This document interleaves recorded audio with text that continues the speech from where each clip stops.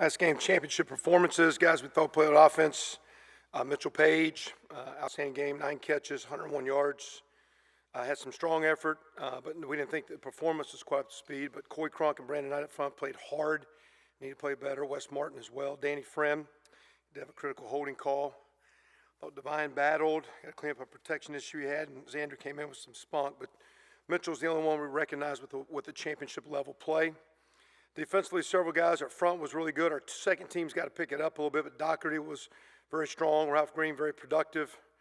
Nate Hoff and Greg Gooch, those four recognized with championship performances.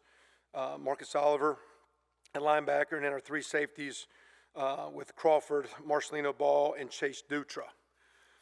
Had some good work in the kick game.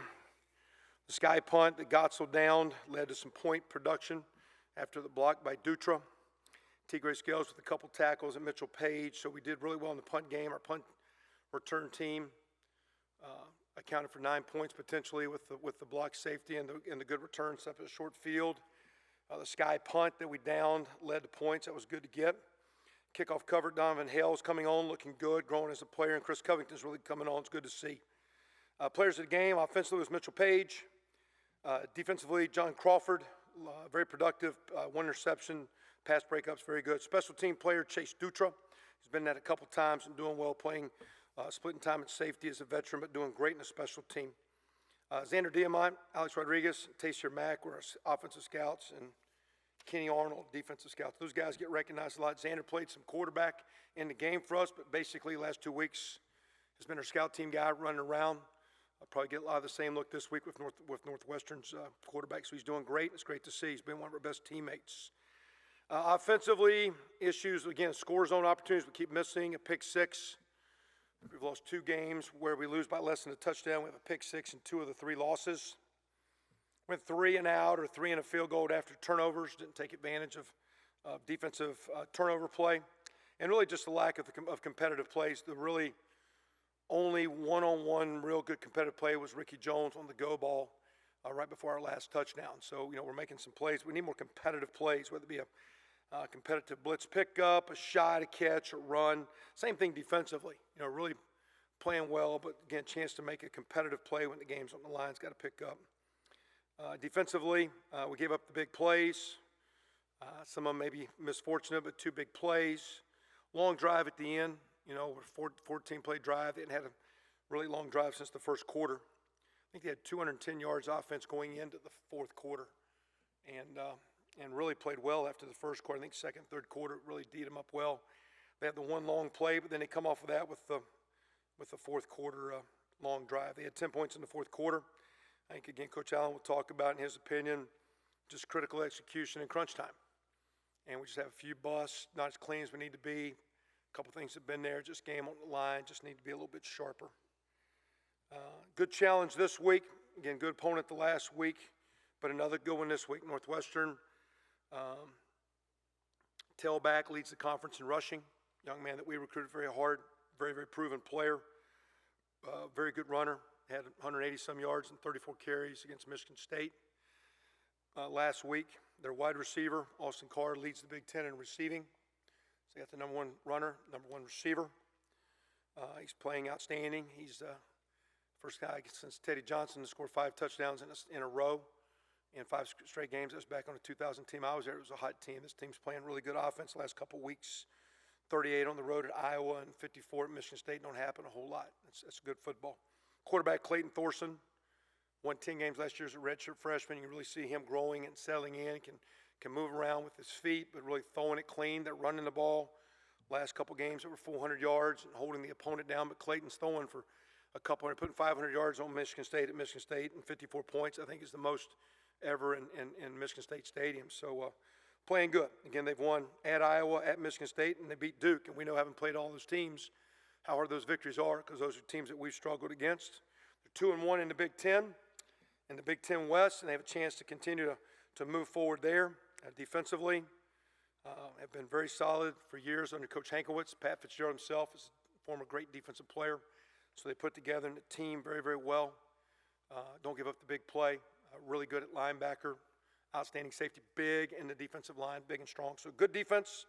95-yard kickoff return last game, 47-yard punt return against Iowa, so good in the kicking game. Matter of fact, I believe after the Iowa game, they gave up some returns, and looking at the videotape, it looked like they had complete new punt team and complete new kickoff cover team. Play a lot of their defensive starters last week in their win at Michigan State. We know the team well. We got a lot of respect for those guys, know the school. So for our Coach Watson was there with Coach Barnett.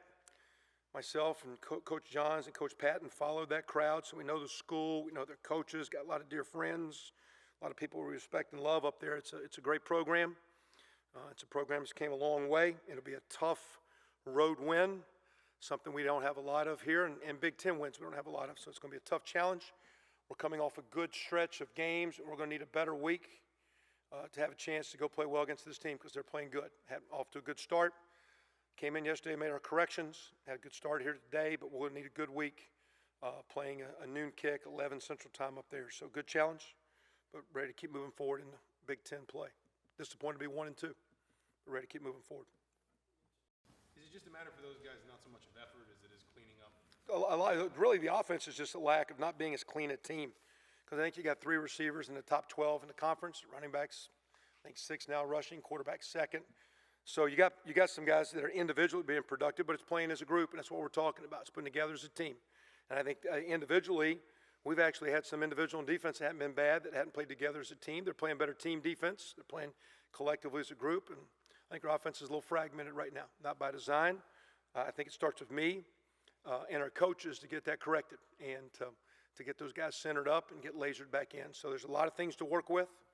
We've had a few little issues with some bumps and bruises and guys that can't go, but everybody has that. Guys got to come in and play. And again, you just look at the numbers do not correlate to points. So that's play calling. That's also executing the play that's called as a group. And like I say, in these last 2 games, Northwestern, I think, has 10 sacks against Iowa and Michigan State. I think they've had 7 turnovers in their 3 victories that they've created. And so our ability as an offensive play as a group to eliminate the negative play, which is played, I think, in our 3 losses, we have 9 turnovers. And we have 11 for the season, I believe. So, I mean, it's not very secretive of what wins. You're not going to be perfect, but we need to be better. And like I say, we've got some, those young tackles played hard. Wes Martin played hard. We got some seniors playing. I don't know if Feeney goes this week. He's doing more in every day. We'll see if Dan gets back. Ian Thomas played his best at tight end last week. That position always helps the line. And Ian coming on, helping Danny, will help us with some tight end play. But again, to me, our offense is just a little, there's no egos or selfishness. We're just a little out of whack, and we're talking about tighten it up. You got to play as one unit. Right now, we got a lot of individual talent, just gets a little out of sync. We're just misfiring. We'll see if we can clean it up. We've also played some really good defenses, FYI. I saw Wake Forest till Florida State 17-6 in Tallahassee. I mean, played some pretty good defenses, so you got to give credit to those guys. We keep attacking it, and we're going to keep pointing thumbs at what we can correct. But we've been challenged, and we'll be challenged. Northwestern's really, really good. We're going to be challenged hard this week. I guess you need some of those younger linemen in particular, maybe to I don't know if the phrase is find their voice or what it might be, just because all of a sudden they're playing a lot more. They're kind of regular first team guys with some of the injuries you've had. And they need to what? Just kind of, I don't know, find their voice or confidence or maybe.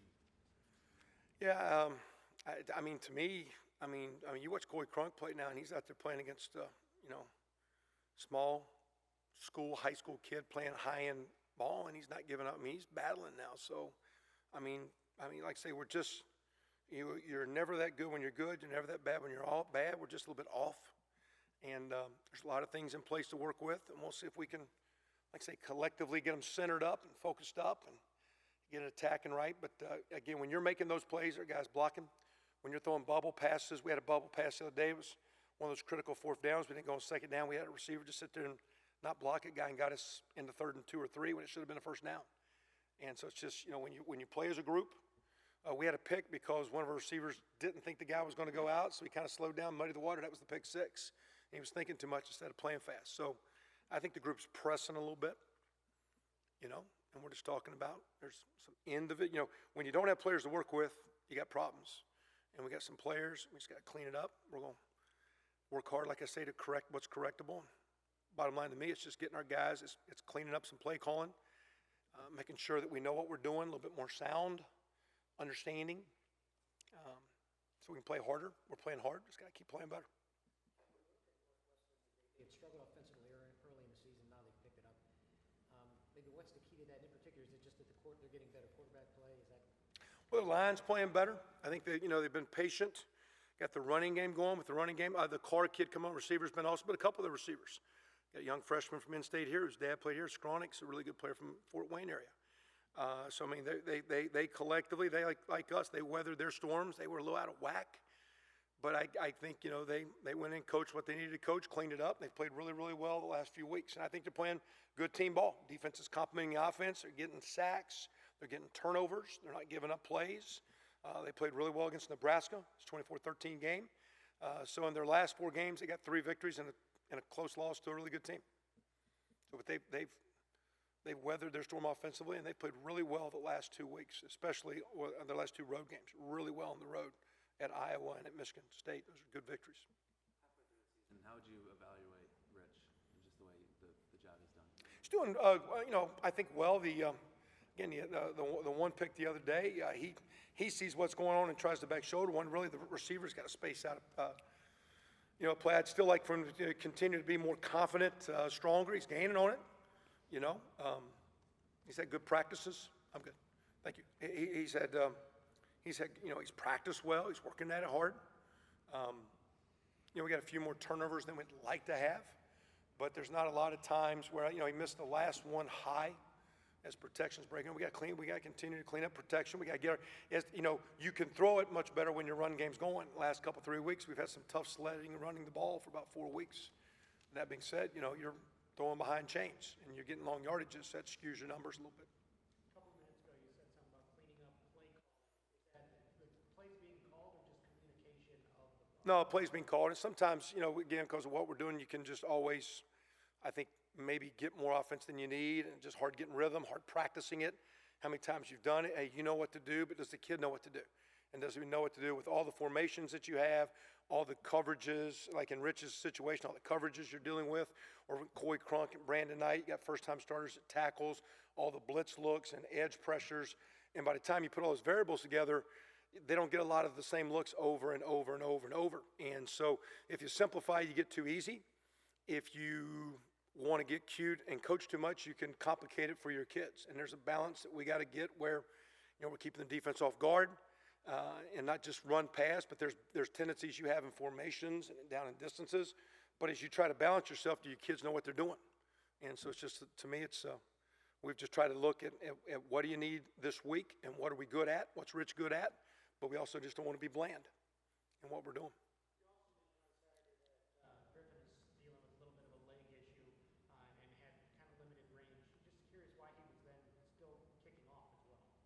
Well, we had an issue with one kicker, and so he's the best one, and he had a couple money kicks at the end into the wind when the game's on the line. Matter of fact, one of them popped out to about the 27. He pinned the guy down on the 2-yard line all the way in the corner like we liked it, and those were huge kicks. The 45-yarder, but again, before, I think he overkicked a couple weeks ago as he was trying to work through his issues and just kind of irritate his leg, and we've tried to modify some of his practice. I think we're 8 of 12 in field goals, 2 out of 3, and so we've been a little bit off. And we were close to being in range a couple times. Just felt we wanted to go for it and didn't. But no guarantee we'd have made the kick. But did But he really came out of the game, I think, feeling better. This will be an interesting game for him. It's the only game this year we got on the grass. We're so much used to turf. Of course, he's been on the grass kicking for several weeks, getting ready for it. But sometimes you can make that a little bit more of a mental case than you need to be. But he came out good. He's got a good look about him. He looks a little bit more like himself. We'll see if we can keep him going. With Xander this weekend, how much of that was pre-planned? How much of it was kind of something you guys felt like you needed to introduce in game? And yeah, we had talked about in some running situations to have him ready to go in and practiced it. And it just presented itself, and it worked a couple. We wrote it a few times. We also threw it, overshot a play action post where he needed to squeeze it. Protection was breaking down. Matter of fact, that running back missed after the play fake a backer, but he overshot a shot to Mitchell. I think he had several bubble passes. I think he threw the ball 7 times. So he's not a wildcat guy, but he is a guy that can run a little. And we thought, in some of those situations it would help. So it was kind of we didn't say, hey, we're doing it here. It was just, if we thought we needed it, it was ready to go. He came in and did well. Coach, 2 questions. scales right at the top of the league in tackles. How much of that is the 4.25, or how much of it is maybe him starting to become like an all-conference level? I'd say both. Go ahead. Okay. Is there anything else? No, just you know, his fourth straight game, I think, with double digits in tackles for him. Yeah. And Coach Allen tell you wish, or Coach Inge too, would probably say they wish it was less. That means you got less plays, and you know it's kind of like when our kickers kicking all the field goals last year. You wish we were scoring more touchdowns. You know, so I think they'd want those tackles to be fewer because you're on the field less. You're getting more stops, and the offense is keeping the ball and keeping our defense off the field. But I'd say he's definitely grown. He's in his third year. But I think also it's a part of the structure of where I think both he, our Mike Backer, and our couple safeties, Crawford and Marcelino Ball, they're always going to be a focal point of where balls get bounced to them. And so credit to, it's a little bit of the schemes, a little bit of the nature of the position. Linebackers and safeties always have a lot of hits. But all that whole crowd, except for Marcelino and Ashawn being freshmen that are talented, the whole group in general has grown. It's matured. Crawford's more steady and more self-assured and confident. Tony Fields and Dutra are gaining on it. We're getting really good play out of Fant. Marcus Oliver's been rock solid.